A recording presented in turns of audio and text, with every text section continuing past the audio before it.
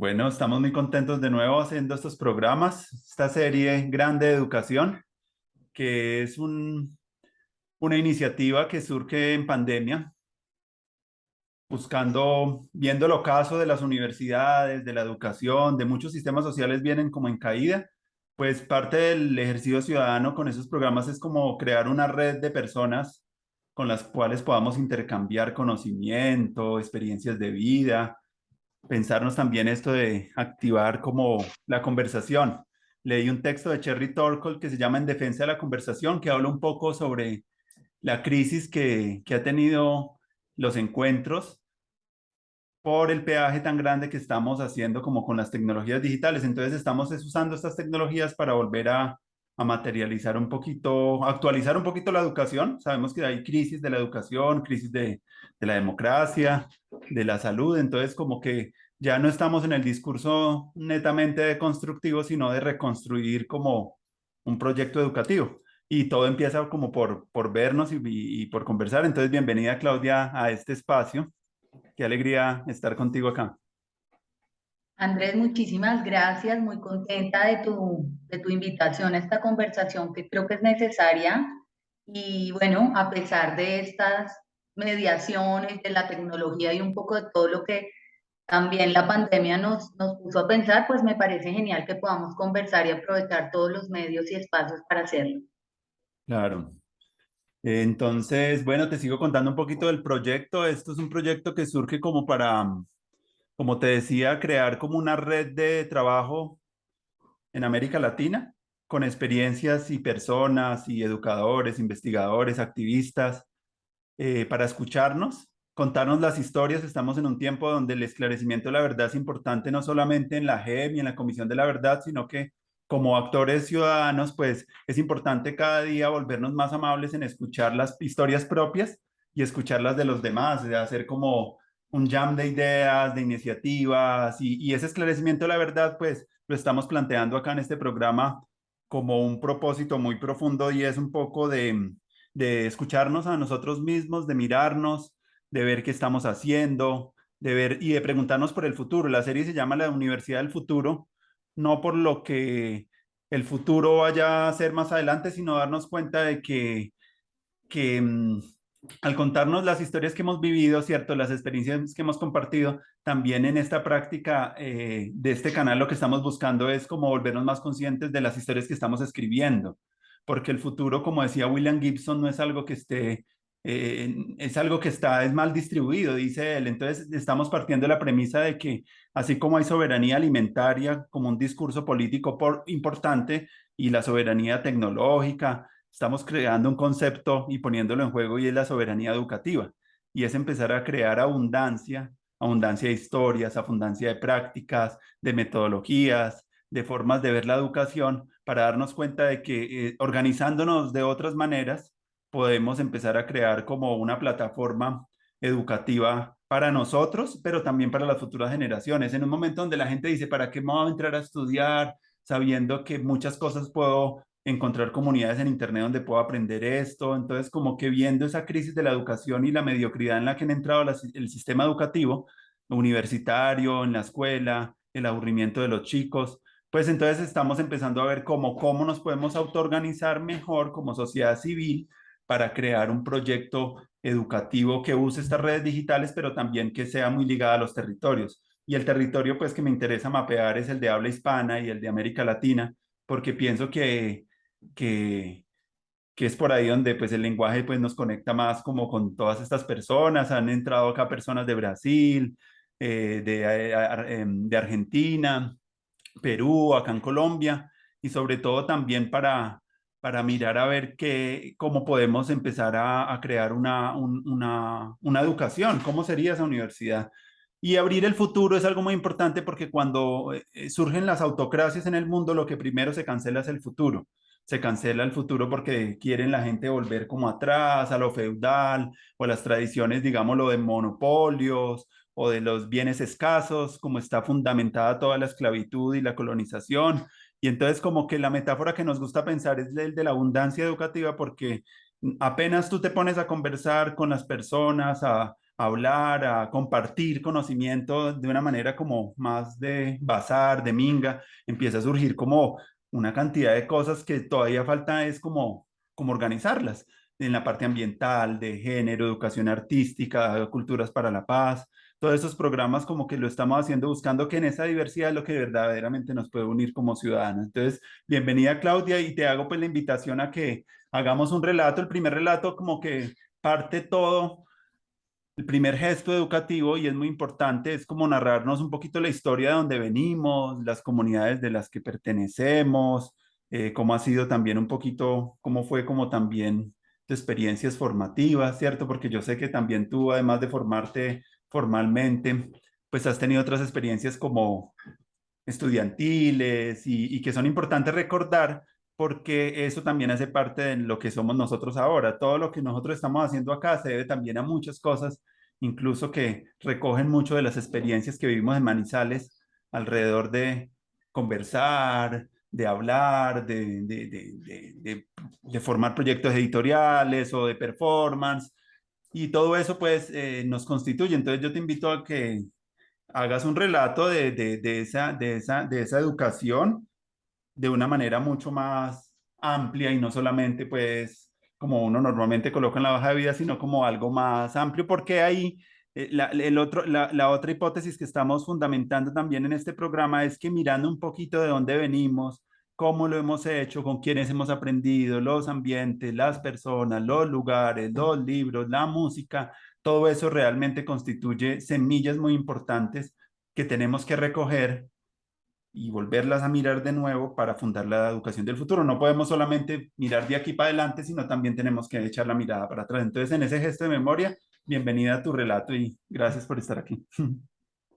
Gracias, Andrés. Mira, pues cuando me hiciste esta invitación, claro, inmediatamente empecé como a pensar en una estructura y yo qué digo, cómo lo presento, casi que me sentía eso en un escenario académico de estos tradicionales y dije no, no porque pues, la invitación es precisamente a eso, a hablar desde otros lugares, desde otros compartires y dije voy a soltar esta rigidez que luego te digo porque tiene sentido, digamos, en esta personalidad y voy a dejar soltar las emociones y esos otros aprendizajes y experiencias que me llevan a donde estoy y que creo que tienen todo el sentido. Yo creo que de donde somos, lo que hemos hecho, las personas que nos han acompañado tienen mucho que ver y tienen sentido para mí en lo que hago actualmente y en lo que soy. Entonces, bueno, contarte que yo soy de Ibagué. Nací el 23 de abril de 1983. Esa fecha me gusta mucho porque el 23 de abril, después, con el tiempo, ha tenido mucho sentido para mí. Es el día del libro, es el día del idioma y ahora lo celebro, digamos, tiene para mí mucha alegría y mucho sentido esa fecha. Y bueno, nací aquí en Ibagué, en una familia de clase media, mi padre un ingeniero agrónomo y mi madre una maestra de escuela pública. Y creo que ahí hay dos temas fundamentales para mi vida. Uno, el vínculo con el campo. Mi padre ingeniero agrónomo pues siempre estuvo muy cercano a las comunidades campesinas, especialmente las del Tolima, pero también hacía investigación sobre la palma de cera y sobre otras especies. También era entomólogo, entonces todo el tema de los insectos aparecía allí. Y bueno, ese es un tema y un acercamiento al mundo del campo. Y luego viene pues la experiencia de mi mamá, fue educadora durante 38 años en una escuela de primaria, la escuela La Pola, que está ubicada en el barrio donde nosotras nacimos y crecimos. Y digo nosotras porque fuimos tres mujeres. Yo soy la menor de tres hijas y allí aparece también otro elemento fundamental porque en mi casa la mayoría siempre fuimos mujeres. Yo reconozco también ese matriarcado porque pues en casa éramos cuatro mujeres y en la casa de mi tía, la hermana de mi mamá que también fue maestra de escuela, también fueron tres hijas. Entonces mis primas hermanas, mis amigas, digamos, de primera infancia son todas mujeres, y allí empieza, digamos, también a abrirse todo un mundo que va a crecer y va a tener, digamos, también todo un desarrollo en mi educación de primaria y secundaria. Estudié la primaria en un colegio mixto, pero de principios católicos, digamos, muy conservadores. Tengo muy buenos recuerdos de ese colegio en el sentido de la formación y el amor a la lectura. Allí, digamos, también empecé como ese acercamiento a los libros, a los cuentos. Había un concurso en el colegio que siempre nos emocionaba mucho y era el concurso del mejor lector.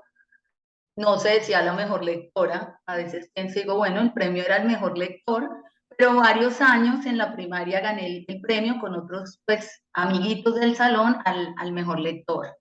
Entonces ahí también empezaron unas inquietudes a despertarse. Eh, yo cursé la secundaria en un colegio salesiano de monjas y creo que eso también tiene allí una impronta. Eh, una formación académica muy fuerte, muy importante, a la que también estoy agradecida, pero también allí unos elementos, ¿no? Muy rígidos, muy conservadores, eh, siempre, ¿no? Un pensamiento, una chica salesiana es casi que una mujer perfecta, que cumple con todo, que le va muy bien académicamente, pero que también es deportista, pero que también hace actividades culturales. Bueno, era una cosa muy enriquecedora, pero también con el tiempo empezaba a deconstruir y a revisar de manera más crítica eso hasta dónde, digamos, puede alimentar o formar a un ser humano y hasta dónde, de algún modo, también tiene sus limitantes y sus críticas.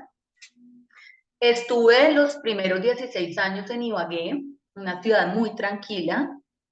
tierra caliente, pues mucha cercanía, la familia, los amigos, la gente, digamos, en general en ese momento se conocía. Y yo tenía intereses en el cine y la televisión puntualmente. Yo cuando salí del colegio dije, yo quiero estudiar cine y televisión. Y me presenté a la Universidad Nacional en Bogotá, yo no pasé, entonces ese semestre me quedé acá en Ibagué y me presenté a la Universidad del Tolima, hice un semestre de lenguas extranjeras y negocios internacionales. Para mí fue muy importante, especialmente no por el semestre, no por el tema académico, sino por la vida en la universidad. Yo venía de un colegio, lo que te digo, de monjas, de un mundo de algún modo también cerrado, y cuando entro a la Universidad del Tolima, la universidad pública, y empiezo a conocer muchísimas personas de distintos lugares, con distintos intereses, y empiezo a compartir la vida universitaria, los espacios culturales, artísticos, esa vida universitaria que va más allá del salón de clase, dije, esto es fenomenal. O sea, también fue como una apertura muy linda a la vida universitaria, que duró poco, porque fue un semestre, pero luego ya con estos intereses académicos que tenía, pues me presenté a la Universidad de Manizales a estudiar comunicación social y periodismo. Y lo que en un principio iba a ser el cine y la televisión, pues nunca fue, afortunadamente, porque cuando empecé a estudiar comunicación me di cuenta que yo no iba a ir por ahí. Los semestres que menos me gustaron en la universidad fueron los de cine y televisión puntualmente. Eso después me daba mucha risa y ahí descubrí otras cosas, descubrí pues todo el tema de la comunicación en múltiples escenarios. Así que lo mediático ya no me llamó tanto la atención. Por supuesto, hay toda una riqueza en la radio, en la prensa, en la televisión. Tuve muchísima afinidad e interés con el tema de la escritura, el periodismo escrito, pero luego empecé a explorar la comunicación en otros sentidos, la comunicación hecha por las comunidades, la comunicación en las organizaciones, en todas esas posibilidades que casi que se invisibilizan o están un poco limitadas o pensadas a los medios, y resulta que es un mundo muy amplio en el que, bueno, muchos años después me he podido mover y en el que he encontrado también el sentido de lo que hago y de lo que quiero ser. Entonces, ahora que comentabas eso, tuvimos la oportunidad de conocernos en Manizales, en la Universidad Nacional, porque siempre estuve inquieta, siempre sentí que la universidad privada no tenía esa misma riqueza o por lo menos esa diversidad que la universidad pública me presentaba, y entonces yo así que me la pasaba más en la universidad pública, en la Universidad Nacional, en la Universidad de Caldas, compartía y pude hacer muchos amigos y amigas de estas universidades, unos de mi ciudad, porque allí coincidimos, pero luego, bueno, me empecé a encontrar con muchas personas con quien he podido continuar en el vínculo y con quienes he podido compartir tantas cosas. Allí vinieron todas esas inquietudes políticas, ¿no? Me acuerdo del seminario de Historia Política de Colombia, que eso me abrió también muchísimas posibilidades. Aparte de esas actividades, pues asistía a un montón de cosas, de eventos culturales. Me acuerdo mucho de ir al cine en la universidad. Y bueno, eso me permitió pues alimentar estos intereses personales y profesionales y empezar también a entender a dónde quería estar de manera general. Pues como para resumirte, yo creo que la educación ha estado presente en mi vida de muchas maneras, y esto que decimos no es esa educación únicamente formal, esa que al final te deja con un título. También creo que hace un buen tiempo he empezado a cuestionar esto y esos espacios formales, porque bueno, hay un montón de posibilidades y en la comunicación lo he encontrado, en la comunicación lo he sentido, ¿no? La comunicación es que poner en común y esta mirada también más horizontal del conocimiento. Creo que ese compartir es necesario y bueno, de allí hay muchas más cosas por contarte que creo que en este espacio podemos ir profundizando. Sí, sí recuerdo mucho esos espacios como por fuera de lo formal y digámoslo, también surgieron mucho a raíz también de ciertos inconformismos, como tú cuentas, frente a la precariedad, a las limitaciones de la propia academia que nos hizo forzar otro tipo de prácticas, inventarnos nuevas cosas, como que ese gesto siempre ha estado ahí, me parece algo importante recordar porque eso es lo que le da sentido también a lo que uno está haciendo, ¿cierto? Si uno se queda solamente con eso, como que no es suficiente, entonces tiene este mismo proyecto que estamos haciendo parte de ese inconformismo, de ver como que también podemos hacer cosas mejores, tener una educación mucho más rica, mucho más diversa, pensándola no solamente como una fábrica de dar títulos, sino realmente las experiencias que tuvimos, que tienen esa fuerza del encuentro, de la amistad, que tienen esa cosa de participar en cosas muy diversas, ¿cierto? Llenar la cabeza de textos, de cine, de amigos que cuentan muchas cosas. Esos diálogos pues nutrieron mucho y eso ahorita, pasado pues, ya tantos años y después, porque eso estamos hablando donde la internet no era todavía algo muy fuerte, ver que ahorita tenemos la internet y ver que la universidad y la educación se han empobrecido con tantas herramientas que hay a nuestro alcance, es algo paradójico. Y bueno, también se trata de hablar de estas paradojas, igual que la paradoja de que hay mucha producción de alimento, ¿cierto? Y hay mucha gente empobrecida que no tiene alimento o que hay unos mitos de la escasez ahí que la verdad no nos están funcionando mucho y por eso tenemos que empezar a crear esa abundancia entre nosotros y bueno, me parece muy importante ir entrando ahí por el lado de la comunicación, que también pues para mí también ha sido algo, incluso eso que estamos haciendo acá es una apuesta también educativa y comunicativa que para mí ha sido fundamental en los últimos años acá en Bogotá. Muy interesado como por estudiar también y investigar el mundo de las tecnologías. Y bueno, me gustaría que nos contaras, Claudia, cómo encontraste también esas experiencias más alrededor de lo que estás haciendo actualmente y que nos cuentes también las iniciativas alrededor de la red de periodistas con visión de género y todo lo que tiene que ver el activismo que tú has venido haciendo. Cuéntanos cuál es el aprendizaje ahí que has venido haciendo y en qué están. Cuéntanos un poco ese relato también, el presente. Bueno, un poco antes de pasar a eso, Andrés, yo me acuerdo que cuando terminé el pregrado, la universidad con 21 o 22 años, yo hice como una línea, ¿no? Este tema de la línea, de la rigidez. Y yo dije, no, yo termino el pregrado, después voy a hacer una maestría y Ah, después sí. voy a hacer un doctorado. y cuando yo tenga 30 años yo voy a ya tener un doctorado y a ser una investigadora. Y eso no ha pasado y se ha dado de otra manera y digo, pues eso, finalmente los cambios, las transformaciones y esas experiencias y encuentros con otras personas, pues también nos invitan a hacer otras cosas que no estaban planeadas, pero que tienen sentido. Eh, yo me gradué, me fui de Manizales, mis primeras experiencias fueron en Medellín, llegué precisamente a hacer mi práctica profesional a UN Radio, la emisora de la Universidad Nacional, y allí, bueno, también hubo todo un acercamiento al periodismo científico y a toda la difusión y a la posibilidad de dar a conocer todo esto que se generaba en una universidad como la Universidad Nacional. Y yo creo también es muy importante que la comunicación y el periodismo pueden ser un puente fundamental entre la academia y la sociedad, y en ese sentido todo este conocimiento que se ha dado pues debería llegar a la gente, debería socializarse y debería compartirse. Yo siento también que hay mucho conocimiento, hay muchos saberes guardados en las universidades que tienen sentido y que no dialogan en muchos casos, porque hay otras experiencias que nos muestran que sí, que no dialogan con esos otros saberes y con esas otras experiencias. Yo creo que ahí también, digamos, en esa experiencia puntual, yo sentía, yo decía, yo quiero esto que yo haga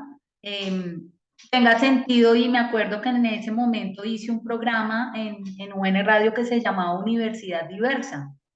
y era precisamente para recoger todos esos conocimientos y esos saberes dentro y fuera de la academia, porque allí, digamos, había un flujo y lo que decimos, y un intercambio permanente con toda la participación y la visita de tanta gente a un campus como el de la Universidad Nacional. Entonces, bueno, allí hice unas experiencias, continué trabajando en otras organizaciones sociales en Medellín que también me confirmaron y me dijeron, por aquí es, Claudia, el trabajo es en la comunicación alternativa, es en la comunicación para el cambio social, que en ese momento, digamos, yo no la llamaba así, y tiene que ver luego con lo que quise estudiar y profundizar más adelante. Y luego de la experiencia en Medellín decido ir a Bogotá a trabajar y a vivir y a hacer otras cosas en Bogotá. Y casualmente por las redes, un día recibo o veo una información en Facebook de unas chicas que hablaban de una red de periodismo con visión de género. Yo, la verdad, hasta ese momento, de manera muy espontánea y natural, tenía, digamos, una creencia del valor, de la reivindicación de las mujeres, lo que te digo, esos acumulados y esos aprendizajes que yo sí creo mayoritariamente en mi vida han sido junto a mujeres. Pues dije, ¿esto qué es? Y una chica le escribo por el Facebook, por el inbox, y le digo, ¿esto qué es? Y me dice, mira, hoy nos vamos a reunir en un lugar que se llama Casa de Citas, en La Candelaria. También el nombre me pareció particular, digo, bueno, ¿qué será? Y me dice, ven y hablamos y te contamos esto qué es. Esto fue en 2009, ya la red existía desde 2007. Entonces, pues la Red Colombiana de Periodismo con Visión de Género cumple precisamente este año en Colombia 15 años. Yo me sumo en el 2009, llego a este lugar y encuentro un montón de chicas de mi edad, periodistas, colegas, algunas terminando su formación, y a Fabiola Calvo Campo, que es la coordinadora y quien fundó la red en Colombia. Entonces ahí fue súper interesante porque dije, bueno, ¿y aquí cómo hacemos? ¿Qué hay que hacer? Entonces ellas dijeron, no, esta red existe como una escuela de formación, no tiene una estructura jerárquica, sino que es también un escenario de intercambio de aprendizaje. Y lo hacemos desde el periodismo, nos interesa reivindicar los derechos de las mujeres, el derecho a ser nombradas, el derecho a ser visibles desde el ejercicio de la comunicación y el periodismo, que digamos que abarca otros temas, que va más allá, digamos, de las mujeres, porque también tiene que ver con estos mandatos desde el patriarcado, que no solamente nos han afectado a las mujeres, sino que también tienen peso sobre los hombres. Entonces, bueno, ahí me ilusioné mucho, dije, esto me parece muy interesante, Y dio la casualidad que ese año Colombia era el equipo encargado de realizar el tercer encuentro internacional de la red que existe en el mundo. Hay una red internacional de periodistas y siempre, casi cada 2, 3 años, hay un encuentro. Y ese año era el encuentro en Bogotá, que realizó en la Universidad Javeriana, y dijeron, vengan porque ustedes que están como en este semillero, van a también apoyar y van a animarse a organizar ese tercer encuentro internacional. Lo traigo a colación porque como estamos en este momento planeando y desarrollando todas las actividades conmemorativas, pues esta vieja guardia, 13 años después, se ha reunido y estamos conversando, pues precisamente qué significó vincularnos a la red y cómo se ha transformado en estos 15 y 13 años desde que yo me vinculé. Entonces, esa experiencia fue maravillosa porque nos encontramos con periodistas, con comunicadoras y colegas de muchas partes del mundo que vinieron de España, de Suecia, de México, de Argentina, de Uruguay, de Chile. Bueno, esto fue un descubrir para todas. Y personalmente yo dije, wow, hay muchas mujeres con muchísimas inquietudes. Eso para mí fue también casi que la posibilidad de decir, esto está pasando y hay muchas mujeres con estas inquietudes en otras partes del mundo. Pero lo que me llamó poderosamente la atención también fue ver mujeres jóvenes, ya de mediana edad, un poco mayores, que son las que llamamos afectuosamente las ancestras, muy empoderadas, Andrés. Yo creo que en ese espacio encontré y admiré realmente a las mujeres que conocí y yo dije, uy, fue pucha, yo quiero ser así, ¿no? Yo un poco también sentí como esa invitación a, de mayor, yo quiero verme así o yo quiero ser Claro. así como todas ellas. Éramos muy diversas también, allí también hubo muchas diferencias en maneras de pensar, de concebir el mundo, de concebir el feminismo y el periodismo, pero finalmente todas unidas en el mismo propósito y era pues eso, la reivindicación de un mundo mucho más justo para las mujeres y en general pues para todas las personas que habitan este país y este planeta. Entonces, un poco esta es mi llegada a la red y ya te digo, en estos 13 años, pues la red ha trabajado en una organización flexible, lo que te digo, hay unas comisiones de trabajo y cada una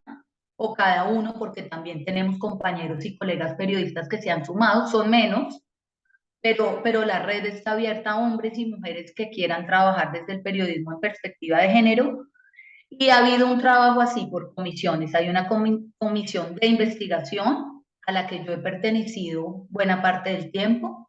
la comisión de comunicación y la comisión de gestión, porque pues tú sabes que eso requiere, digamos, de todo un engranaje. La red se ha preocupado por trabajar con las universidades, nos interesan todos los espacios formativos, con otras instituciones educativas o espacios de formación, ha trabajado con instituciones públicas y privadas, con todos aquellos organismos e instituciones que estén interesados en visibilizar a las mujeres y en trabajar, digamos, en la reivindicación de sus derechos. Eh, el trabajo desde el lenguaje, digamos que ahí también yo pensaba, porque claro, viene toda la discusión, ya me imagino que es el lenguaje, el uso del todas, todes y punto, ¿no? Se queda también esa discusión muy limitada en ese ejercicio y realmente pues, la búsqueda y el trabajo desde la red de periodistas con visión de género tiene que ver no solamente con el uso del lenguaje, que es muy importante, que es el que nos nombra, el que nos visibiliza, el que le da lugar a otros y a otras, sino también a una serie de elementos y de factores fundamentales como es el tratamiento informativo, cuáles son las representaciones que circulan de las mujeres en los medios masivos, en escenarios públicos, porque finalmente nos damos cuenta de toda la importancia y la incidencia que tienen los medios de comunicación en la vida social, en la construcción de realidad.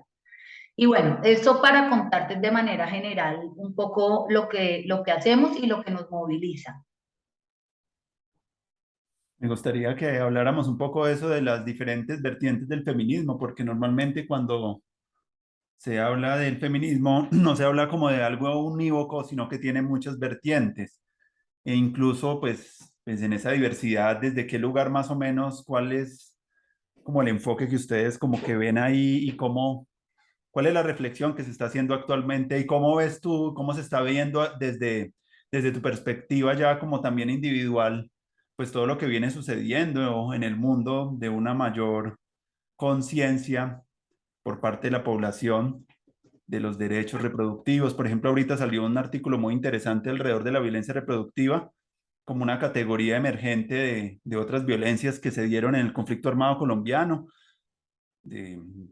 bueno, pero no solo de ese tema de la violencia reproductiva, sino como ver como todo, pues, como llevamos unos años, podemos ver un arco también de cosas y como qué reflexiones tú también haces ahí para mirar a ver como qué podemos aprender juntos toda la sociedad de esas discusiones que se están dando ahí, porque yo siento que son muy importantes. Por eso también he invitado acá amigas también que vienen del feminismo. Incluso también espero también una charla con Mónica Godoy, que es una amiga que ha trabajado mucho también el tema de los protocolos de violencias sexuales acá en Colombia, y también con ella tenemos pendiente ese encuentro. Pero también me interesa mucho en esa diversidad, incluso una de mis grandes amigas que es mayor, que le tocó en los 70 el feminismo, también acá contaba unas historias de Socorro Ramírez, de una de las primeras mujeres que, es- que estuvo como desde la vicepresidencia, como que de candidata, como tocando esos temas acá sobre el aborto acá en Colombia. Entonces, y que ahorita acá en Colombia apenas hace unos poco tiempo estamos viendo como ya las ganancias. Entonces ha sido como unas transformaciones, pero también pues hay como un mundo de cosas muy positivas, pero también me gustaría que en ese análisis que pudieras tú hacer, también señalar algunas cosas donde ese movimiento podría enriquecerse más y hacer también una crítica interna que también vale la pena hacerla porque pues no se trata solo de blancos y negros, ni de buenos y malos, sino también un análisis mucho más que contemple pues las dos posibilidades. ¿Tú cómo lo ves y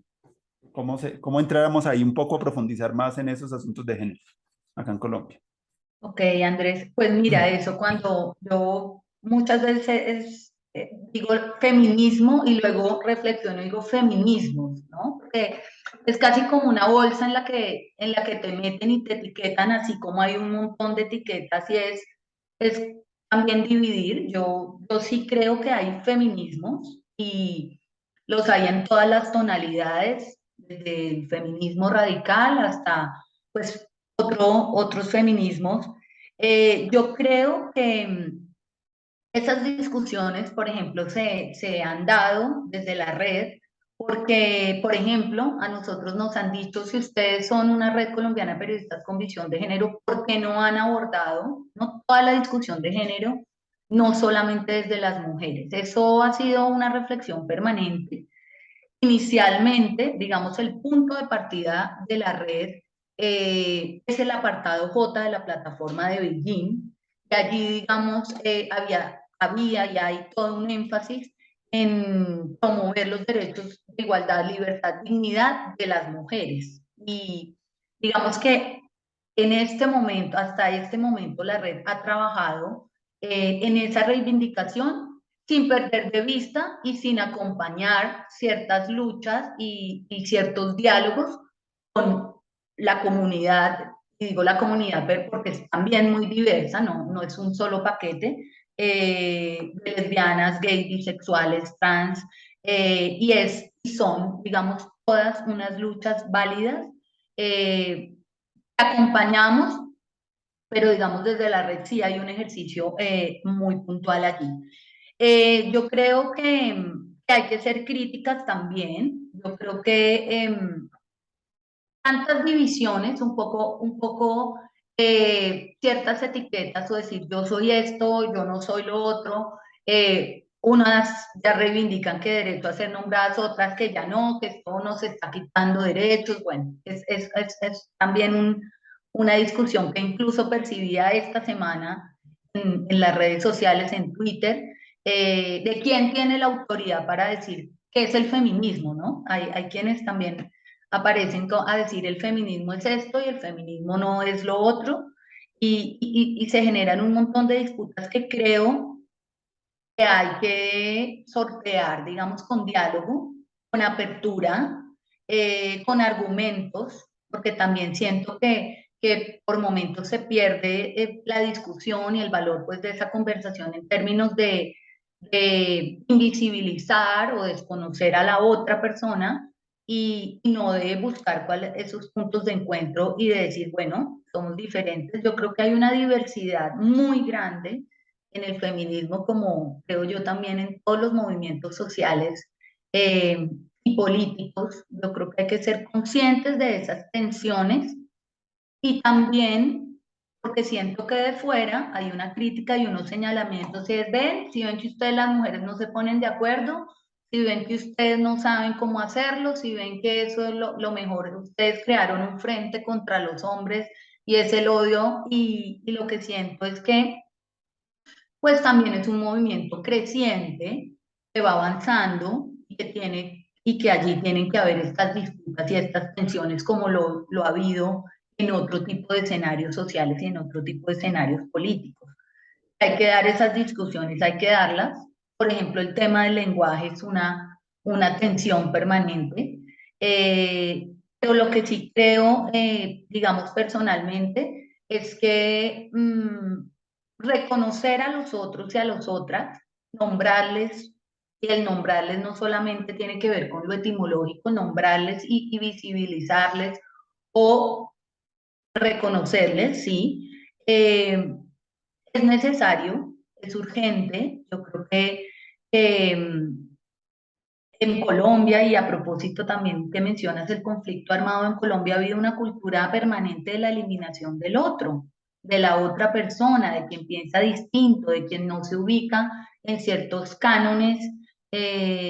o normas establecidas socialmente. Y yo creo que esto tiene que ser un aprendizaje, que estas conversaciones, que este momento histórico, porque yo,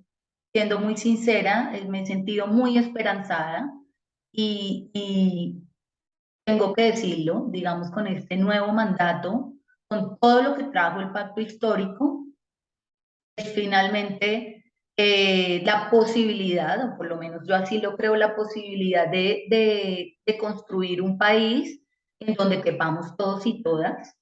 Yo creo, por ejemplo, que hay feminismos que pierden de vista el lugar y las posibilidades que tienen otras mujeres. Yo creo que hablar desde mi lugar no puede ser igual al lugar desde el que habla y reivindica una mujer campesina, una mujer indígena, una ama de casa. Yo creo que esa es la riqueza no solamente del feminismo, de los feminismos, sino la riqueza de este país y las posibilidades que tenemos para seguir buscando un territorio en el que vivamos en paz, en justicia, en equidad y en ese reconocimiento que tanto nos ha costado a lo largo de la historia. Mm. Es como que desde la comunicación no son solamente se reduce al lenguaje y las representaciones, sino también a que que las personas se puedan enunciar también desde sus propios lugares y se pueda también escuchar esos relatos. A mí me interesa mucho a nivel pedagógico lo que pasa, digámoslo, a ver las potencias del feminismo, por ejemplo, en cómo las mujeres se han organizado mejor para contarse sus historias, para sanar, para recuperar la dignidad, para encontrarse, cosa que de pronto entre los hombres se hace a veces más difícil esa, lo que llaman la sororidad o esa solidaridad tan bonita dentro de las mujeres en acompañarse. Eso me parece una cosa que podríamos retomar muy fuerte para que también pues muchos más hombres empiecen a hacer ese tipo de espacios porque también no creas que el patriarcado pues tiene también debajo de eso mucho dolor, mucha vergüenza sexual, muchos sobornos sociales también que el hombre tampoco ha sabido tramitar porque pues ha sido como etiquetado para hacer unas cosas y como que no ha hecho esa autoconciencia de todas esas cargas y de todas esas vainas que requieren, pues, pues de construirse, cambiar esos estereotipos para construir otros nuevos sobre, pues, esa conciencia de los viejos. Y eso se tiene que ganar también como con más espacios comunes donde se puedan sentar, donde puedan hablar, donde puedan volverse más vulnerables, donde puedan jugar un papel mucho más liberador para ellos. Pero si eso no se hace, pues yo creo que ese patriarcado pues va a ser difícil que solo se pueda hacer solo con las mujeres, sino que pues yo creo que todos nosotros, también como hombres sensibles y abiertos también acompañar ese proceso de dignificación de la mujer, pero también a nosotros nos corresponde también dar ese lugar y dar esa apertura y incluso desde la docencia como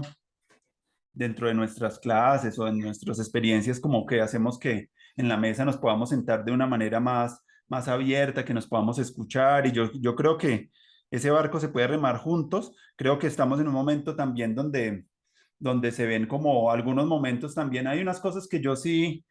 veo como críticas, veo que hay unas cosas muy poderosas y veo a las niñas de los colegios muy empoderadas y veo que la cuestión de la verdad con esos movimientos como Me Too y como muchas personas hablando de esos dolores profundos y hacerlos públicos, eso está muy potente, pero ya cuando se vuelve como una criminalización del otro, una culpabilización, una señalización, como esas vainas sí pueden generar de pronto en los hombres también un efecto contrario, no de liberación, sino como cuando a ti te juzgan o te señalan, pues tú te sientes también, que es importante pues ciertas cosas del juicio, pero también yo creo que un movimiento social que se base solamente en el juicio, en la culpa, en el resentimiento, no puede ser algo como tan liberador a futuro, pienso yo, dentro de lo que he trabajado en mis prácticas, siento yo que es muy importante empezar a valorar como con mayor profundidad una visión de género mucho más profunda, donde no solamente el asunto de la identidad relacionado a la genitalidad o a la parte sexual y moral, sino también a un asunto de vernos como una humanidad más, donde todos podamos compartir algunas cosas. Yo también he visto y también lo siento dentro de mis experiencias como ser hombre, también de valorar mucho en ciertas personas y hay un movimiento muy fuerte de esa deconstrucción de esa identidad masculina tan rígida y he visto nuevas formas de paternidad. También hay unas vainas que a uno le empiezan a cantar de ver a esos hombres y esos padres más responsables, más amorosos, como más cuidadores, más como respondiendo también como desde una sensibilidad que la sociedad de pronto no valora mucho y ha sido muy juzgada porque ese tipo de actitudes se han visto más hacia la mujer. Entonces, como que quitar esas vergüenzas y esos límites sería muy importante para los hombres hoy en día que, que se encajonan dentro de unos moldes como muy adecuados, muy formales y yo creo que en una universidad del futuro tendríamos que dar esa discusión y tendríamos que crear las herramientas metodológicas para que muchas más personas puedan entrar ahí a sentirse seguras y poder contar esas verdades, esos relatos, esas desmitificaciones de esa identidad como que ni siquiera ha sido construida por ellos, sino que es el peso de la cultura hablando por ellos. Entonces, siento que a mí me parece muy interesante el eje de género en este tema, pero creo que es un gran atractor que va a seguirnos por lo menos unos 100 o 200 años más, eso va a tener mucha tela que cortar y siento que me maravillo mucho pues de las organizaciones de mujeres, de ver, por ejemplo, en este espacio hemos hablado de pedagogías menstruales, a quién se le iba a ocurrir hace un tiempo hablar de ese proceso, o hemos hablado también del trabajo con la sanación de los linajes femeninos, empezar a mirar un poco a través de lo colectivo cómo podemos hacer ese trabajo, porque ese trabajo no se va a poder hacer de una manera individual. Yo creo que como los feminismos comunitarios que hablan de que esa sanación se tiene que hacer a través de la comunidad y no solamente desde el psicólogo o la consulta, sino que yo creo que mucho más empoderamiento de comunidades y de encuentros pueden fortalecer incluso ese surgimiento de esas nuevas identidades. No se va a hacer con las instituciones tradicionales, sino que necesitamos crear instituciones alternativas, ¿cierto? Emergentes, para que podamos ir sedimentando esas mentiras que nos hemos dicho y que esas verdades empiecen a surgir, pero no lo vamos a hacer solamente pues con las instituciones que tenemos actuales. Sí, podemos ahí dialogar con ellas y pues tampoco las vamos a borrar del mapa, pero sí, yo soy consciente de que muchas de las cosas que han surgido como cambios profundos alrededor de esos asuntos han venido más por los ciudadanos organizados, entre ellos como en democracias directas, en formas de participación así más política y comprometida, incluso todo el movimiento afroamericano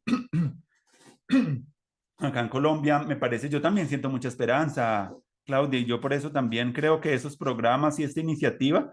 también acoge mucho respirar una esperanza política que muestra de que podemos hacer más liderazgos, que podemos liderar otras cosas, que podemos unirnos mejor, ¿cierto? Yo también siento en el corazón ese palpitar de ver que algo está pasando y que no podemos dejarlo pasar así como por alto, sino como que esto es como, así como los que vieron el mayo del 68 acá en Colombia estamos viviendo también un escenario de mucha de mucha esperanza, de más confianza. Creo que una de las cosas que sientan también las bases para esto que estamos haciendo y que también hace parte también de esa deconstrucción de las identidades, tiene que ver con crear espacios de confianza y de cooperación entre las personas, como lo hicimos en Manizales, en el movimiento estudiantil, como lo han hecho las mujeres en redes cada vez más organizadas. Y yo siento que por ahí viene como un tema muy bonito que tenemos que empezar a capitalizar, que las claves de esa universidad del futuro no la vamos a encontrar solamente en el pasado, sino también en cómo esa confianza, esa cooperación, cómo empezar a crear nuestras propias comunidades. Quiere decir, el reto actual para mí es cómo crear esa comunidad de aprendizaje para que surjan y que puedan, que por ahí puedan suceder todas las cosas, no solamente los conocimientos formales y teóricos y disciplinares, sino que también podamos hablar ahí de las vidas personales, de cómo nos sentimos, de cómo podemos hacerlo mejor. Y yo creo que ese es el desafío como político de esta universidad y es como volver a ver la oportunidad de traducir esa descentralización que en la Constitución del 91 se planteó como algo, como una clave, pero llevarla a una más radical y es como descentralizar la educación, la autoridad docente, empezar a aprender de otros actores, empezar a aprender de otros lugares de enunciación, de otros espacios, porque ahí es donde está realmente como la diversidad y la abundancia de las cosas. No quedarnos solamente como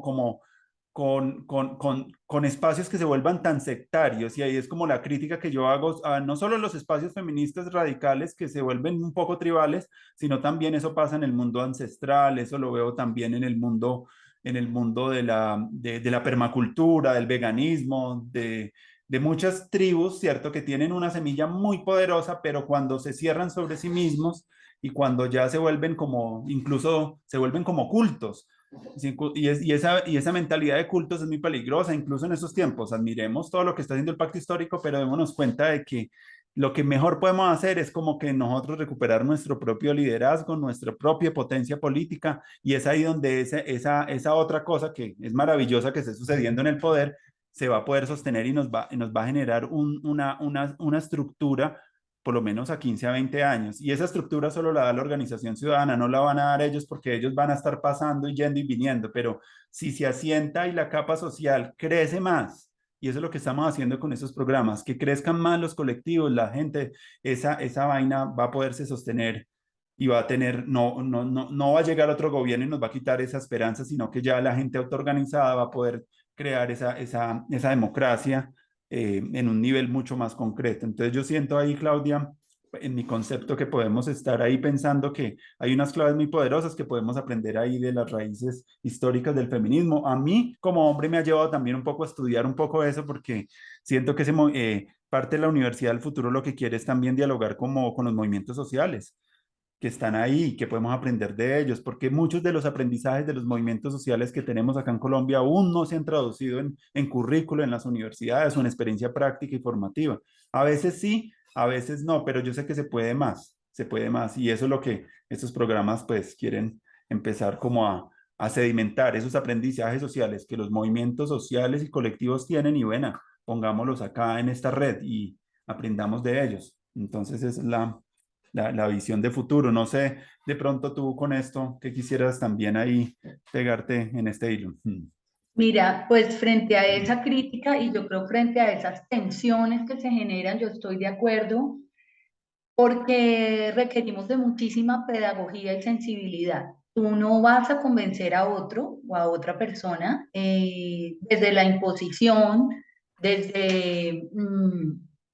sí, desde la imposición, desde la prohibición, desde la sanción. Yo sí creo que debe haber una crítica vehemente al patriarcado, a todas las formas de violencia, Mm, debe haber un trabajo permanente de pedagogía y de sensibilización frente a ello, pero no podemos reproducir las mismas formas violentas mm, que nos han sometido históricamente. Entonces yo sí creo que requerimos de mucha responsabilidad, de mucha autonomía, mm, de pensar nuevos espacios y rutas precisamente para dialogar sobre eso. mm, Yo he visto publicaciones o cuando nos interpelan y es ¿dónde estaban las feministas cuando esto? ¿Dónde estaban las mujeres mm, cuando? Y realmente la invitación al cambio y la convocatoria es las mujeres, los hombres y todas las personas que habitamos este país, que habitamos este planeta. O sea, no nos corresponde solamente la transformación a nosotras, pero esa invitación y ese trabajo conjunto debe hacerse desde una pedagogía del amor. Mira que ayer precisamente conversaba con un colectivo de Medellín. Ellos tienen una propuesta multimedia que se llama Morada. Es un colectivo que trabaja múltiples temas y, por ejemplo, cuando tú entras a la página web de ellos, dice, solo se puede amar lo que se habita. Y hacen toda una invitación a habitar el cuerpo, a habitar la ciudad, en este caso, pues Medellín, pero con quien hablaba, una de las chicas con las que hablaba, decía, pues también estamos cansados de la prohibición, de la imposición, del no haga, no puede, usted no puede ser esto, usted no tiene derecho a esto, pues hablando también de la condición de los jóvenes y adolescentes de las periferias en Medellín. Y eso me llamó mucho la atención porque ella decía, nosotros vamos con el trabajo nuestro es con la pedagogía del amor, no, porque ya de lo otro tenemos mucho. Entonces decía, desnaturalicemos el homicidio, desnaturalicemos el feminicidio, desnaturalicemos la eliminación al otro. Y en esa conversación ahora que lo traes, Andrés, yo creo que sí, el trabajo va a tomar más tiempo, por Mm, supuesto, esto va a tomar más tiempo, va a requerir de mucha fuerza. Te digo, en 13 años que he participado, por ejemplo, activamente desde la red, por supuesto, hay momentos de cansancio, de agobio, te alejas, te acercas, pues porque es la humanidad, o sea, tenemos nuestros momentos y tenemos eso, nuestra cúspide y nos sentimos capaces de cambiar el mundo, pero luego también viene el cansancio, la desesperanza, porque hemos tenido momentos también de decir, bueno, ¿qué más vamos a hacer? Pero finalmente cuando volvemos a encontrarnos, nos damos cuenta que sí se ha hecho, que sí hemos avanzado, porque eso también vale la pena cuando haces un balance, no solamente desde el trabajo en red, sino de todos los procesos organizativos y de todas estas comunidades que tú mencionas. Sí se ha hecho mucho trabajo y es lo que hay que continuar. mm, En ese sentido, frente a esa pregunta de la universidad del futuro, y así empecé y decía, no quiero perder de vista esto, yo creo que la universidad del futuro debe dar espacio y lugar a las emociones y a los sentires que desde mi experiencia personal y con todo este trabajo que puedo realizar, siento que esta educación tan rígida, tan formal, nos ha quitado, nos ha limitado y es reconocer al otro, a la otra en su humanidad. A veces nos metemos en este mundo, o yo lo he sentido así, por eso casi que en los últimos 2, 3 años he tomado distancia del escenario formal, digamos, como tal de la clase formal, y es precisamente porque digo, bueno, que fluyan más las emociones, que fluya el compartir,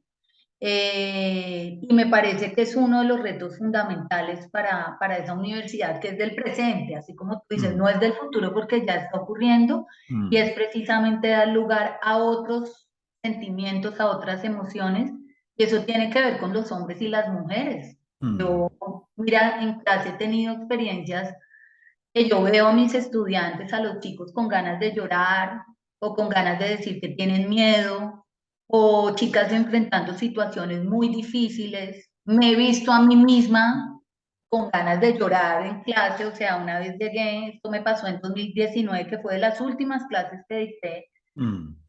y llegué destruida a clase y yo dije, no, yo soy la profesora, yo no puedo llorar, yo tengo que mantener el control, y llegué a clase y apenas vi a mis estudiantes ahí sentadas me puse a llorar. Claro, entonces un silencio absoluto.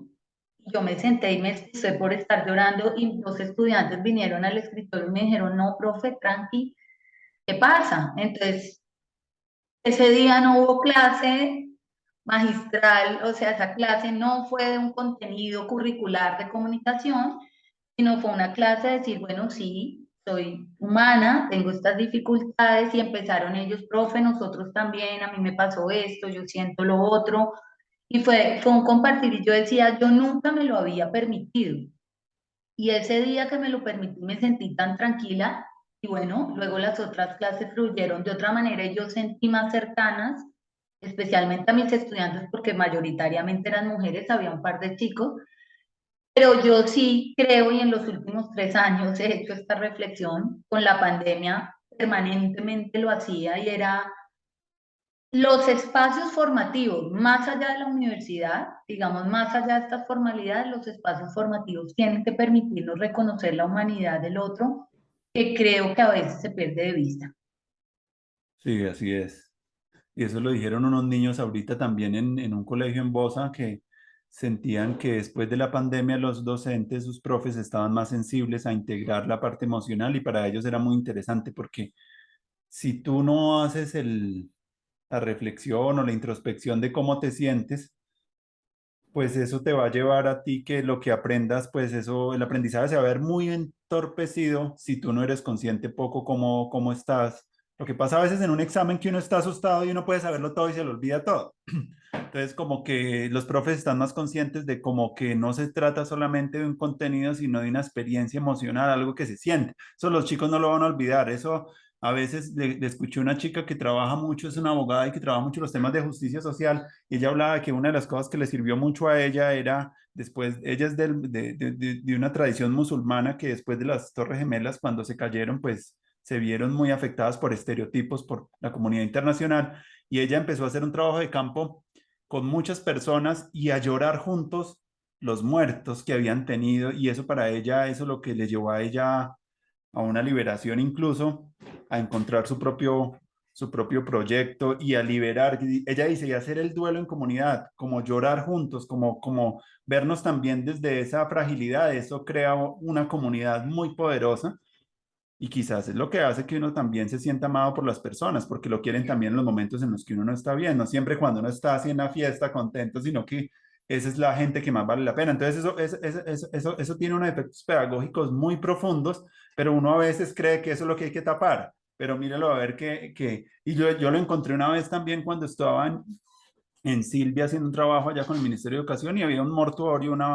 estaban velando a alguien ahí, los indígenas, y recuerdo mucho que en esa experiencia para mí, que yo iba a hacer unas cosas, yo todo lo que aprendí de ver como que todas las cosas que la comunidad acompaña esos momentos, con música, con estar, con su presencia. Y eso me hizo llevar a mí mucho la reflexión, que acá tenemos, matan a los estudiantes o por todo lo que pasó acá y no tenemos esos espacios, digámoslo, de llorar juntos. Y eso tiene algo que ver mucho ahorita que estamos en este material tan fabuloso de transmedia de la Comisión de la Verdad que sacaron. Y a mí me gustaría también un poco preguntarte a ti, porque pues yo sé que eso es un gran esfuerzo que se ha hecho a nivel comunicativo y educativo. Ahorita ahí se están haciendo unos diplomados sobre cómo los maestros o las personas que trabajan con comunidades pueden traducir ese marco de relatos, de multimedia, y no solamente de cosas duras, de dolor, sino también hay muchas prácticas de colectivos que tienen que ver con convivencias alternativas, con espacios de construcción de paz. ¿Tú cómo ves ahí el aporte desde esa comunicación para que nosotros como sociedad podamos integrar ese pasado traumático que tenemos como violento en nuestro país? Me parece una pregunta clave porque es algo que yo me estoy preguntando. Yo tengo ahí como unas pisticas, pero me gustaría antes de contar las mías, escuchar las tuyas. ¿Cómo ves tú Ah, eso? bueno, Andrés, frente a eso, contarte, el año pasado participé en un proyecto de investigación que tiene que ver con el potencial terapéutico del documental para la atención psicosocial a víctimas del conflicto armado. Este proyecto lo desarrollan unos colegas de aquí, de la Universidad de Ibagué, en coordinación de la profesora Carolina Patiño en comunicación. Y entonces es precisamente esto desde el tema, por ejemplo, del documental, de toda la realización audiovisual. Y yo creo que a veces la academia debe, el reto también de la universidad y de la academia es superar esa mirada extractivista de yo voy por un conocimiento, me interesa indagar, me interesa trabajar esto y yo obtengo lo que requiero y me voy, ¿no? Y el tema, esa es una crítica, digamos, también del trabajo académico que a veces pierde de vista el escenario social y todas las potencialidades que puede haber. En ese sentido, mira, temas fundamentales. Esto que te decía de las emociones, esto no se puede separar, o yo por lo menos creo que no se puede separar de este proceso formativo, del proceso educativo, el tema de la salud mental. Mm, Colombia mm, necesita un trabajo supremamente fuerte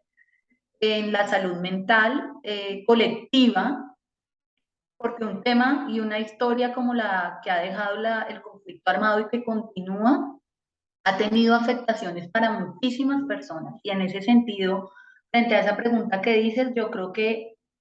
desde la academia, desde la universidad hay un reto grandísimo y desde otros espacios, lo que te mm, digo, más allá, digamos, del espacio formal, es primero ese compartir, ese duelo mm, colectivo, esa verdad, lo que tú decías, a mí me parece también el ejercicio de la Comisión de la Verdad debe ser un escenario pedagógico para conversar sobre esto que ha pasado y no solamente desde el dolor, sino también desde todas las posibilidades que han surgido a partir de allí, porque hemos visto muchísimas experiencias individuales, colectivas, de resiliencia, ah, de construcción de comunidad, de ah, proyectos productivos, bueno, de tantas cosas que yo creo que los excombatientes, que las víctimas, que tantas personas afectadas por el conflicto tienen que contar y compartir. En ese sentido, yo creo que hay muchas cosas que pensar y hay muchas herramientas o pedagogías que podemos contemplar. Por ejemplo, este ejercicio del que te hablo lo contempla desde el intercambio, toda una fase de preproducción y postproducción de conversación a través de la realización audiovisual con las víctimas del conflicto armado. Eh, una persona nos decía, alguien que participó en el proyecto decía, ojo porque ustedes no son terapeutas, ¿no? mm. También hay que saber cuál es el rol, El qué alcance. es lo que permite la comunicación y este ejercicio. Y era muy lindo lo que esta persona decía, esto fue en la proyección de un documental en Cali, porque esta persona nos decía, profesional, ella es psicoterapeuta y decía, ¿cuál es el valor que tiene este ejercicio del documental? A lo mejor ustedes no van a resolver el dolor de estas personas y no es su lugar el ser terapeutas, pero sí guardar la memoria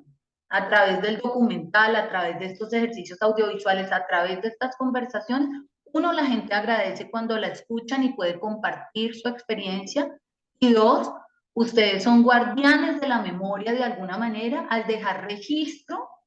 con todo este material que va a construir una memoria histórica colectiva. Y entonces yo también a ella le encontraba sentido porque a veces uno cree que no es suficiente lo que hace. Y a mí me ha pasado que me conmovió tanto que digo, ¿qué más hago para ayudar a otra persona? ¿O cómo logro resarcir este dolor?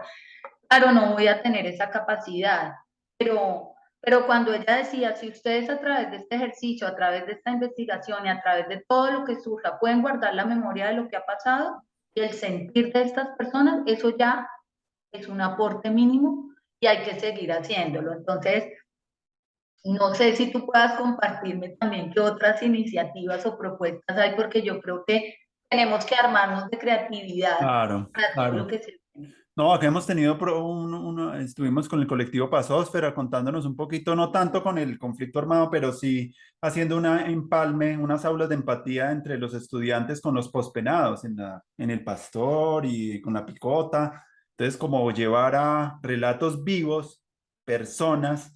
a las escuelas trans, por ejemplo, que hablen desde un relato como que fueran ellos el libro y los estudiantes preguntan, eso genera como una conexión, o a veces hacían unos eventos en las escuelas, una coreografía que la montaban ellos, pero también en el Buen Pastor estaban montando las mujeres allá la misma coreografía, como tratando de conectar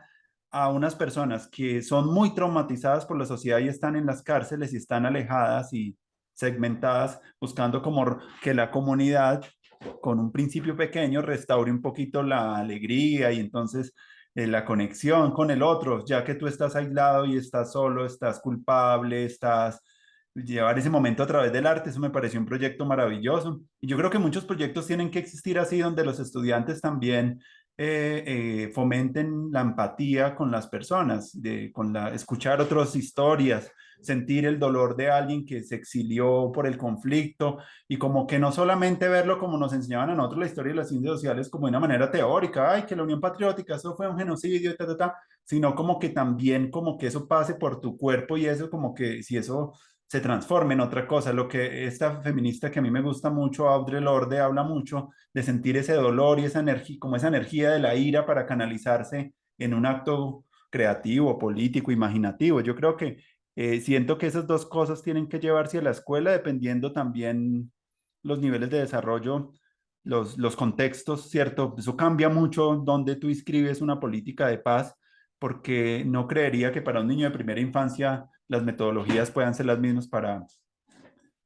la gente de la universidad. Entonces yo creo que se tiene que tener en cuenta mucho el contexto del desarrollo con el que se está trabajando, no revictimizar, sino buscar que todo eso se está haciendo es para la no repetición y para buscar momentos donde los chicos también a través de las tecnologías se puedan empoderar más.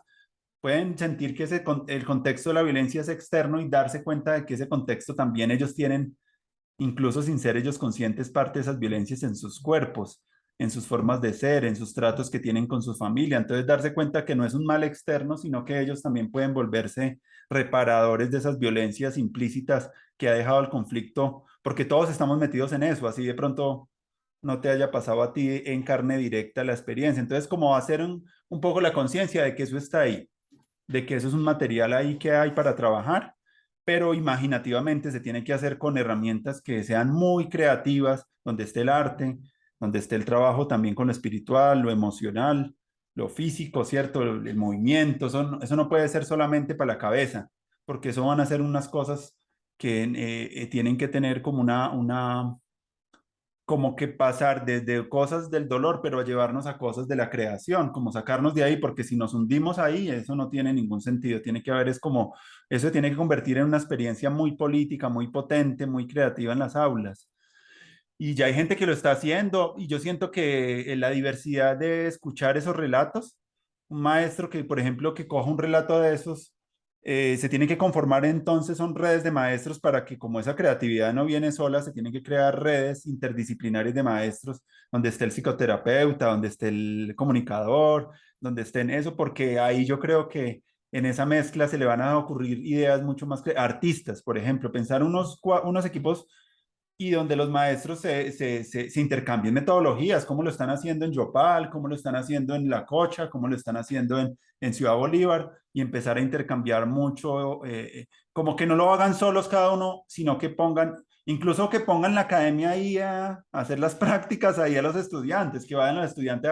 a fomentar incluso y a hacer sus prácticas en esa experiencia que yo creo que se va a necesitar y tiene que ser interdisciplinaria, tiene que ser en red, tiene que ser con el arte, la música. Yo creo que muchos de los mecanismos que han tenido las poblaciones acá para soportar todas esas violencias han relacionado mucho con el instrumento, con las músicas comunitarias, con la marimba, con el bullerengue, con los cantos, ¿cierto? Como que todos esos cantos como atraviesan a alguien y lo convierten en poesía o en obra o en una obra de teatro, lo que sea. Yo creo que ahí tiene que ver mucho el arte y ahorita que hay tantos artistas sin trabajo, pues ahí tenemos para que en esta nueva política pública todas esas personas, todas esas prácticas sociales, incluso como una política desde el Ministerio de Educación real, no que se vuelva, mi crítica es que eso no se puede volver una cátedra de paz tradicional, como de una manera como nosotros nos enseñaron las ciencias sociales y la historia y todas estas cosas de que nosotros incluso allá en Manizales lo que hicimos con el seminario de historia era reunirnos con amigos, hablarnos que cómo fue que surgió el conflicto armado acá en Colombia. Empezamos a leer a Molano, empezamos a leer relatos con amigos como muy asombrados de entender un poco, comprender como lo profundo de eso, porque no podemos cambiar esa situación si no hay una comprensión profunda también de qué fue lo que pasó, qué fue lo que nos pasó, lo que dice el padre de Ruth, qué fue lo que nos pasó. Y recuerdo con mi amigo Jaime Pineda, un filósofo manizaleño que también lo quiero invitar a este programa en algún momento, con él hablaba de que él decía que parte de esa crisis del conflicto también fue una crisis de la imaginación, porque no se nos ocurrió otras maneras de resolver esos conflictos, sino que lo hicimos de esas maneras, ¿cierto? Y claro, hay situaciones sistémicas de violencias estatales, hay unos problemas políticos, pero en esencia también es emprender también una desestructuración de que eso no se puede convertir en la cátedra de ambiente, la cátedra de paz, sino que eso tiene que ser algo reimaginativo, que quizás sean lo que la nueva ministra de Educación habla como crear unos laboratorios de paz, pero los laboratorios de paz tienen que ser una vaina como lo que pueda realmente a llevar a mostrar cómo puedan ser laboratorios de la futura educación. Entonces yo tengo mucha esperanza y yo creo que eso tiene que ver mucho con también algo que tiene que ver con el cuerpo. Y yo creo que hay el cuerpo, por ahí alguien estaba haciendo como no líneas de tiempo, sino líneas somáticas, cómo empezar a mirar eso en nuestros cuerpos y esa conciencia de ese automor radical que muchas feministas también nos están haciendo, la conciencia del placer, de nuestras heridas, de nuestros sobornos, de cómo tener que ser nuestro cuerpo, todas esas mentiras, empezarlas a disolver, ¿cierto? Colectivamente para lograr que los pelados empiecen y los niños a tener unos espacios de paz. Yo creo que también una de las cosas que yo, si fuera como ministro, haría en un espacio así, todo lo que tiene que ver como fomentar en las familias, todo lo que tiene que ver con mediación de conflictos, cómo resolver conflictos, cómo escuchar posiciones distintas, cómo hacer que los niños salgan de las redes sociales para que hablen más con la gente de sus comunidades locales, porque si nos quedamos solamente en las redes, pues no vamos a tener de pronto esa diversidad que necesitamos. Entonces, la empatía se hace por lo menos hablando una semana o un día con alguien diferente que tenga pensamientos diferentes. Eso también sería algo, una práctica que yo vería muy buena. Incluso alguien que nos saque del lugar, como que uno diga, uff, pucha, ¿cómo me relaciono yo ahí? Que eso también es lo que a veces a mí me parece que me ha pasado con las comunidades trans. A veces uno se interpela porque no sabe cómo relacionarse y uno como que entra en una situación también de que te sacan de la zona de confort. Entonces me parece muy chévere que también tengamos espacios para que esa zona de confort también se ponga, se estremezca y nos demos cuenta de que también nosotros tenemos muchas cosas que es, de ese patriarcado son realmente que están en nuestra psique, de esa maldad también están en nuestra psique, que nosotros también podemos hacer eso que la gente que se hizo, ¿cierto? Que no solamente es una cosa de los actores armados, sino que también nosotros también tenemos una capacidad de violencia y reconocer esa capacidad cuando nosotros hemos sido violentos, porque es muy fácil ponerse de víctima, pero ponte tú de opresor, cuando tú has oprimido, maltratado, eliminado al otro. Y yo creo que esa conciencia del opresor, del Putin, del Uribe, de que tenemos todos adentro, hace parte de una conciencia muy radical, porque todos huimos de ahí. No, eso no es conmigo. ¿Qué pasa con el racista? O cuando alguien le hace conciencia al otro que está en un acto racista o sexista o especista, siempre es un acto donde uno lo primero que hace es como eso no tiene que ver con... Entonces yo creo que esa es una gran sombra que tenemos y ahí es donde yo creo que la psicoterapia y como el trabajo también con otros actores nos pueda llevar a ver cómo funciona también nuestra psique, estudios potentes alrededor de las neurociencias y yo siento que ese trabajo de la paz va a ser un trabajo que no lo pueden hacer solamente un actor o un profesor con eso solo, sino que realmente tiene que tener un equipo de apoyo para que ese laboratorio realmente sea fortalecido y tenga las dimensiones para realmente interpelar de maneras creativas a los chicos, y como te digo, desde el arte. Una de las cosas acá en este programa, y bueno, vamos a ir redondeando también ahí ya nuestro programa. No sé con qué nos quieras también sorprender tú para terminar. Me encantó mucho hablar contigo. Ya ha sido como la hora y le estamos tratando de dar también un formato de una hora para que las personas lo vean. Yo pues quiero darte las gracias por volver a hablar contigo, volver a recordar esos momentos allá en Manizales y lo que estás haciendo. Honro mucho todo ese trabajo que estás haciendo alrededor de esta red de trabajo con periodistas y ojalá se pueda seguir como manteniendo en el tiempo y nos podamos seguir uniendo entre más parches, que es lo que quiere la Universidad del Futuro, es como un tejido de parches y de parches y de parches, realmente que estemos más unidos todos y que no nos pongamos cada uno a defender nuestras ideas, ni que queremos todos vengan para acá, no, sino como que cada quien esté, se le respeta sus diferencias, su singularidad, pero sabe que puede dar un poquito de lo que tiene para algo más grande. Es la iniciativa de la Universidad del Futuro es como que el capital creativo, cultural, artístico que hay en la sociedad, pues dialogue un poquito más y no se quede solamente como en un culto o en talleres de retiro los fines de semana. No, que sea una vaina política. Acá estamos hablando de política y queremos que esto realmente, pues sabemos que esto no va a surgir, una institucionalidad no va a surgir desde el vacío, sino que va a surgir desde que empecemos a hablar, que empecemos a vernos, que empecemos a encontrarnos. Lo que viene también para la Universidad del Futuro van a ser unos encuentros presenciales acá en Bogotá. Te doy un poco como el futuro. Y para los que están por fuera, vamos a hacer unos encuentros virtuales donde cada persona también vea otros videos, empiece a conocer con otros y empecemos a orquestar un poco esa diversidad y ya mirar a ver. Yo no quiero tampoco definir qué es lo que va a haber como un líder así, sino mirar a ver cómo en ese encuentro, cómo nos enamoramos unos de los otros. Uy, qué rico, porque esta curaduría que estamos haciendo también es parte de un amor por el otro, de admiración, de amistad, de inspiración y lo que también quiero, y con eso termino, es que pensar las instituciones también como que esto no es algo mío, sino que ojalá muchas más personas en sus territorios, aquellos que estén viendo estos programas, digan, ve, yo quiero hacer esto mismo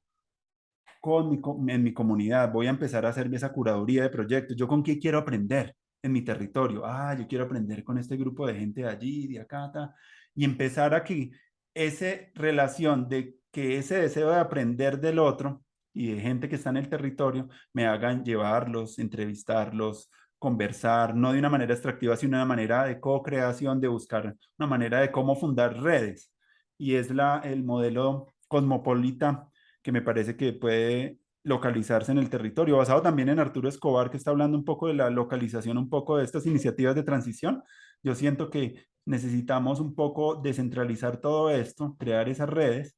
y ya empezarlas a unir en un modelo ya de gobernanza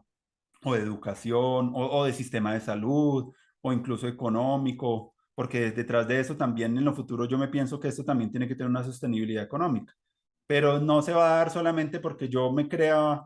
la dimensión de negocios de esto, sino como que ya la inteligencia colectiva y de la gente con sus redes, pues podemos empezar a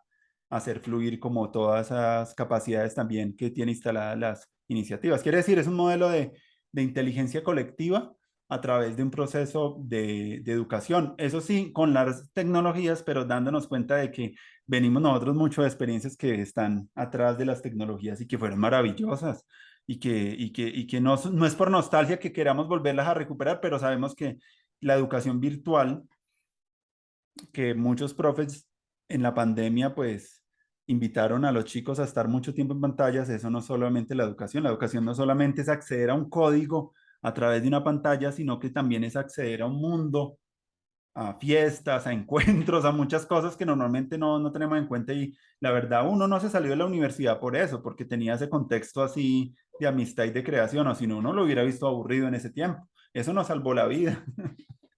Total. Mm, Andrés, yo quiero dejar dos ideas centrales mm, que me llamaron poderosamente la atención cuando Jesús Martín Barbero nos dio la lección inaugural en la Maestría de Comunicación para el Cambio Social. mm,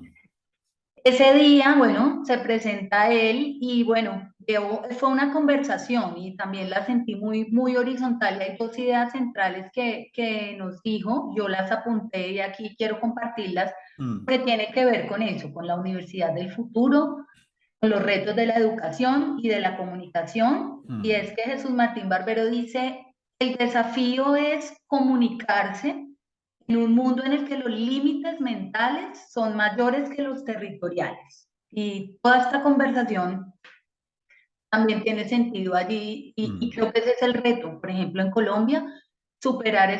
estos límites mentales. mm. Y la segunda idea que al final de su cátedra pues remarcó y es la defensa de la diferencia en cualquier estadio o dimensión de la vida. Yo creo que ese es un reto fundamental para la educación, para el espacio formativo en el que nos encontremos, para la vida misma y para la comunicación, y es defender la diferencia en cualquier escenario y bueno, superar estos límites mentales que yo creo que nos van a permitir construir comunidad y transformar este país. Bueno, Claudia, muchas gracias por tu participación. Esperamos vernos por allá en Ibagué o tú acá en Bogotá y que siga la fiesta.